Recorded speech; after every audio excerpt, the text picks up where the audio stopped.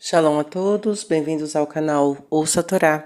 Vamos continuar a narração do Pirkei Avot, continuando ainda a Mishnah 5 e as Mishnayot 10 e 11. 2. Se todos decidem não pagar os dízimos, sobrevém a fome através de tumulto e estiagem. Tumulto, explica o Maimônides, refere-se à confusão e perturbação que surge quando as pessoas têm de se ocupar da guerra, desavenças amargas ou qualquer outro novo evento perturbador que desbarate e desorganize de tal modo que, por necessidade, as propriedades agrícolas acabam sendo negligenciadas, pois, na desordem geral, nada é semeado na época de fazê-lo. Acrescente a isto uma estação de chuvas inadequada e sobrevirá uma fome severa e ampla que afetará a todos. Então, novamente encontramos midá kenegdi midá, medida por medida. Quando alguns dão sua parte e outros não, algum levita ou indigente em particular pode não ser seriamente afetado. Se a ajuda é recusada diante de uma porta, pode-se ir à seguinte e provavelmente se receberá comida. Somente o céu, por assim dizer, é despojado. Então o céu reage retendo a chuva. Com relação à segunda regra, descobrimos que todos deixaram de dar o dízimo. Pelo menos um bairro inteiro, talvez o país todo, agora o tumulto e a confusão atingem os levitas e indigentes locais acostumados a receber dízimos de seus habitantes. Terão eles de se dirigir a lugares distantes em busca de comida, talvez para acabar descobrindo que onde quer que vão, já há candidatos locais suficientes para receber os dízimos e o que resta é pouco para eles. Se os agricultores os submetem à confusão e a transtornos que conduzem à fome, lhes será destinado o mesmo fim, é como o céu acerta as suas contas. Pode parecer intrigante que um agricultor decida não dar mais dízimos. Acaso 1 ou 2 décimos de uma boa colheita podem fazer tanta falta assim? A razão mais provável é que ele haja assim não por malícia, rancor ou capricho, mas simplesmente pelo temor de ser enganado. Certa vez, um mendigo entrou no povoado de Kovno, cuja comunidade judaica era dirigida pelo grande sábio e erudito lituano, o rabino Yitzhak Elhanan Spector, para ir de porta em porta pedindo esmola. Depois de um duro dia e de andar por diversas ruas em busca de donativos, o mendigo foi a um albergue público para pernoitar. Enquanto se desvestia, um grande maço de notas rublos caiu de seu bolso. Rápido como um relâmpago, ele o recuperou. Mas não foi rápido bastante. Com olhos de águia, os outros mendigos do abrigo viram todos os detalhes e no dia seguinte tiveram bastante tema para fofocas. Boas demais para permanecer em segredo. A notícia se espalhou rapidamente e as pessoas se voltaram contra aquele indigente, que os explorava. Ali e naquele instante, promulgaram uma lei municipal para proibir que se pedisse esmola em Kovno. Quando Rabino Yohanan soube disso, dirigiu-se imediatamente à Câmara Municipal e pediu para falar. Primeiro assegurou aos vereadores que entendia perfeitamente os seus sentimentos. Afinal, ninguém gosta de ser enganado, nem mesmo num caso de um pouco de caridade. Mas, disse o sábio, antes de agir, seria bom pensar: quem, segundo vocês, enganou a quem? Os membros da Câmara responderam sem hesitação: este mendigo estranho de outra cidade nos fez de tolos. Vestido com farrapos, recebeu caridade de todos e, na realidade, ele tem bastante riqueza. É verdade, disse o Rabino Yitzhak Yohanan, mas neste caso vocês foram enganados por um homem rico. Não se vinguem estabelecendo uma proibição contra os mendigos. Faça uma lei severa, se quiserem, para que nunca se dê novamente caridade aos ricos, mas somente aos pobres. É verdade que existem alguns que pedem caridade enquanto seu saldo bancário aumenta. Outros juntam centavos para fazer os pagamentos mensais dos seus carros novos e viver bem depois do trabalho. Mas quando alguém fica diante de ti, implorando suavemente por sua caridade, por favor, não recuse, a menos que saiba realmente com absoluta certeza que se trata de uma fraude. Caso contrário, você começará a anular a sua capacidade de ter compaixão. Quando Jeremias profetizou destruição ao povo de Israel, a menos que este mudasse seu comportamento, os que escutavam eram tão malvados que, longe de se arrependerem, trataram de silenciá-lo com violência física e até mesmo tentaram matá-lo. O profeta clamou ao Todo-Poderoso: não perdoes sua iniquidade, antes sejam levados a tropeçar diante de ti. E o Talmud interpreta assim o que ele quis dizer. Ó Senhor do Universo, ainda que eles deem caridade, confunde-os para que se encontrem com pessoas que não a mereçam, a fim de que não façam jus a nenhuma recompensa. O grande rabino Yohanan Wasserman explicou certa vez que, à primeira vista, isto parece confuso. Que tipo de tropeço é este? Ainda que consideremos que a caridade não tenha chegado aos necessitados, seus desejos e suas intenções seriam honradas e meritórias.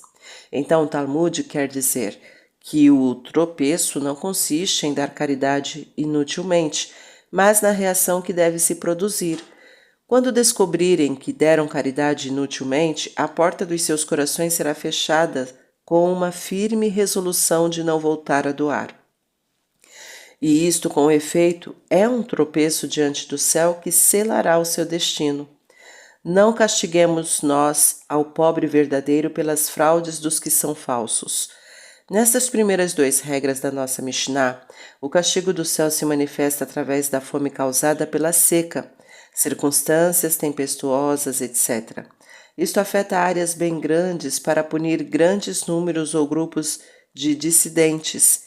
Poderíamos supor, então, que se apenas uma pessoa ou um punhado de pessoas retivesse seus dízimos, eles poderiam ficar sem punição.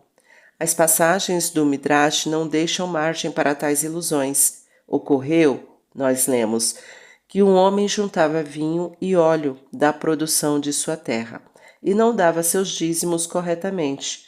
O que o Santíssimo Bendito seja fez a ele? Acometeu-o de uma loucura tal que ele pegou um bastão e quebrou todos os potes de vinho e óleo. Isto fez um membro de sua família criticá-lo furiosamente, ao que ele pegou o bastão e bateu na cabeça do outro. Em vez de me ajudar, gritou o proprietário enlouquecido, você me censura? O outro, desesperado, retrucou, dê-me o bastão e eu também os quebrarei. Ele deu-lhe o bastão e para cada vasilhame que um quebrava, o outro quebrava dois. O Rabi Levi continua. Aconteceu que outra pessoa dava seus dízimos corretamente, embora não tivesse nada além de um campo. Obedecendo a uma sugestão inconsciente do céu, implantada em seu coração, ele semeou metade do seu campo com trigo e na outra metade fez um reservatório para a água. Um ano de seca veio e o preço do trigo subiu enquanto a água era vendida por 3 vezes o seu preço. O homem parou de vender o trigo e começou a vender água. Foi assim que o bem foi retribuído. O céu nunca deixa de atingir os seus objetivos, mesmo sem mudar as condições naturais. Temos um caso contado no Midrash que já foi citado anteriormente. Havia um homem que sempre era cuidadoso e preciso com os seus dízimos. Sua granja produzia 1000 medidas de grão e cada ano ele doava 100 medidas de dízimo. Isso deixava mais que o suficiente para sustentar adequadamente a sua família. Quando sentiu que o seu fim se aproximava, chamou seu filho e disse, meu filho, ele disse, cuida da granja. Ela produz uma colheita de 1000 medidas, e destas eu sempre doei 100 como dízimo. Isto me proveu o sustento necessário por toda a vida. No primeiro ano após a morte de seu pai, tudo correu como antes. O campo produziu 1000 medidas, das quais o filho doou 100. No segundo ano, ele decidiu economizar e deu somente 90 medidas a título de dízimo, achando que isto seria o suficiente. Na colheita seguinte, o rendimento foi somente 900 medidas de grãos, mas o filho foi persistente e deu novamente menos do que o dízimo. Desta vez deu 80 medidas em vez de 90. Veio a próxima safra e a produção foi de 800 medidas. O filho ficou ainda mais determinado. Das 800 medidas, ele doou como dízimo somente 70. Isso continuou até que a colheita toda se reduziu a 100 medidas, ou seja, a quantidade que seu pai desejava que ele doasse como dízimo. Uma vez que ele estava enfrentando a pobreza absoluta, sua família decidiu intervir. Um belo dia, todos os parentes vieram visitá-lo vestidos de branco, com suas melhores roupas sabáticas. Ele os recebeu com amargura. Viestes-vos regozijar com o meu problema? Indagou. Que o céu não permita, responderam com uma ponta de sarcasmo. Viemos falar contigo. No passado, eras um dono de terras e o Santíssimo Bendito seja era o Cohen, já que recebia 100 das 1000 medidas que a granja produzia. Mas agora tu és o Cohen e ele é o dono de terras. Ele deu a ti o dízimo sobre as 1000 medidas originais. O céu podia escolher uma cidade inteira para um tratamento especial. O Midrash tem sua própria versão, muito mais bela, da história do flautista de Hamelin. O Rabi Pinhas Ben Yair, lemos, visitou certo povoado infestado de ratos que comiam tudo à medida que passavam. Sem saber o que fazer, as pessoas imploravam por sua ajuda.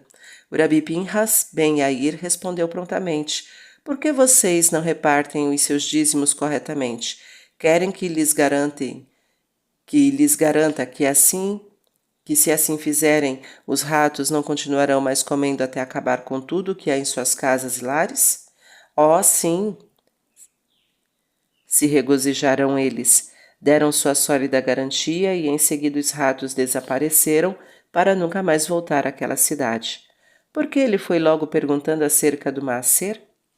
Ficou claro para ele que os ratos foram enviados pelo céu para recolher a sua propriedade, pois eles se multiplicavam e estavam sempre com fome, continuando sempre a comer sem parar. Além disso, o céu não se limita a uma recompensa ou castigo absoluto, pois seus graus de recompensa podem variar. Quando o filho de um levita vier a ti, dá-lhe dos produtos escolhidos como teu dízimo. Eu também, diz o Santíssimo Bendito seja, darei a ti produtos escolhidos como está estabelecido. Abrirá o céu para ti o seu bom tesouro. Mas se deres produto barato e inferior, eu tenho a mesma qualidade de mercadorias para te dar. Como está estabelecido, em vez da chuva de sua terra, o Eterno te dará pó e cinza. 3.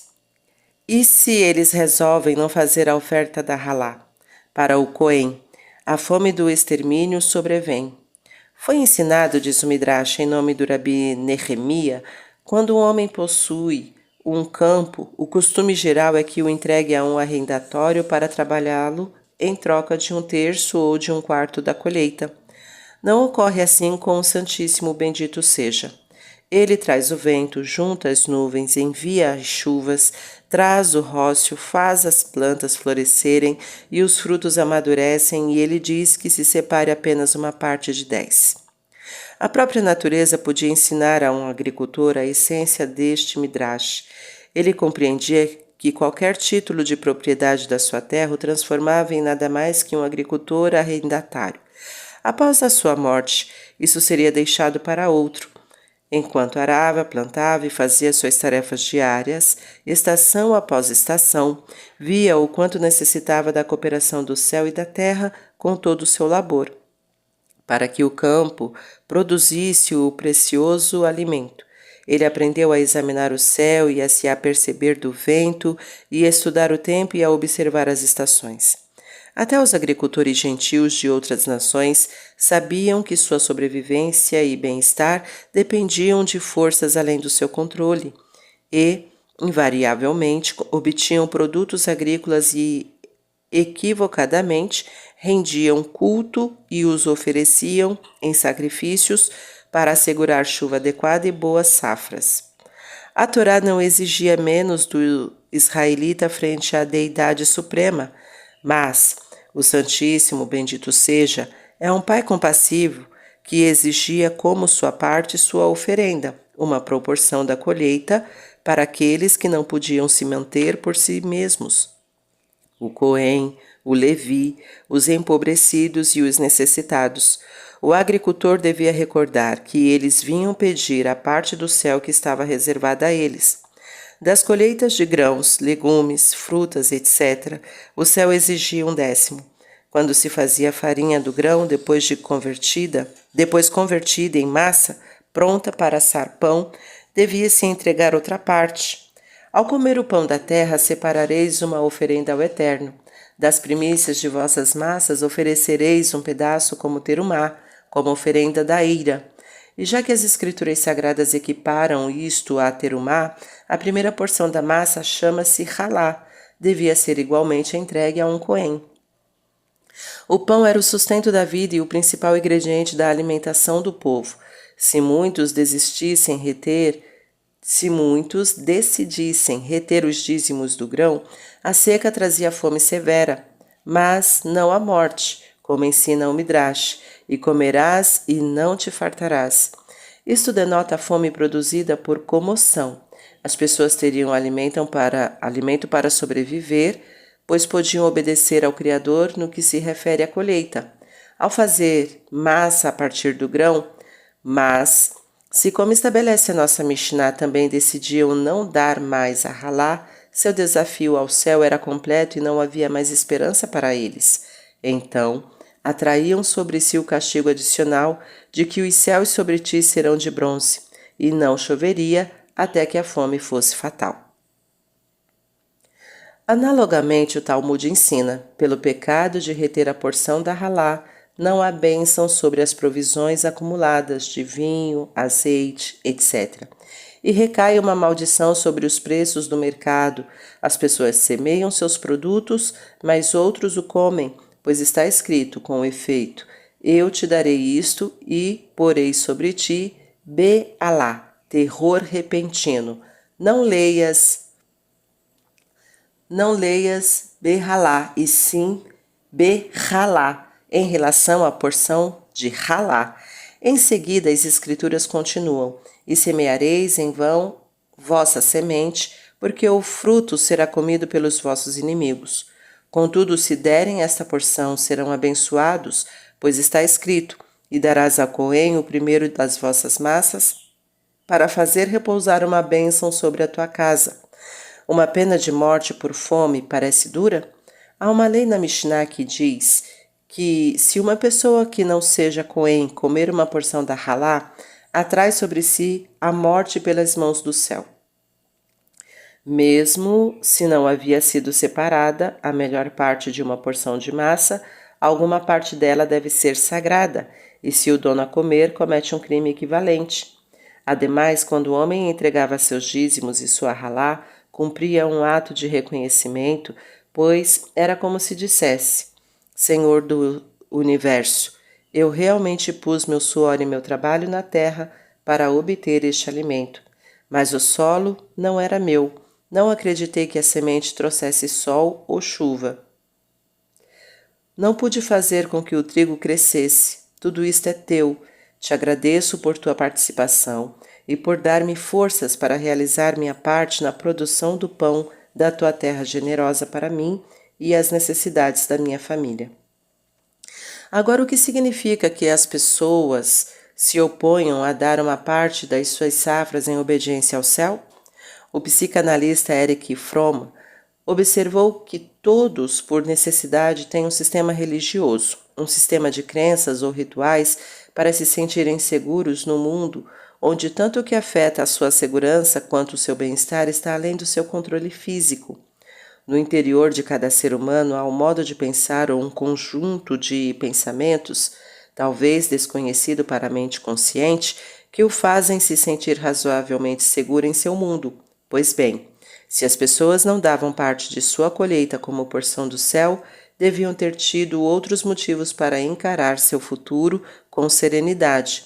Talvez confiassem na sua força bruta, nos seus implementos agrícolas de qualidade superior ou nos índices pluviométricos médios de que gozavam suas terras, ou ainda, talvez pensassem ter um acordo particular com a dona Fortuna. Qualquer que tenha sido o seu modo de pensar, não era o reconhecimento de uma deidade suprema imanente, consciente e participante em suas vidas. Quão apropriado e justo é o ditado do Midrash: quem quer que cumpra o preceito da Halá é como se tivesse negado a idolatria, mas quem nega e abandona o preceito da Halá é como se tivesse praticado a idolatria. É um princípio inviolável da Torá que a idolatria atrai morte. Vamos continuar ainda essa mesma Mishnah em outro momento. Tá gostando do conteúdo do canal? Então curta, comenta, compartilha.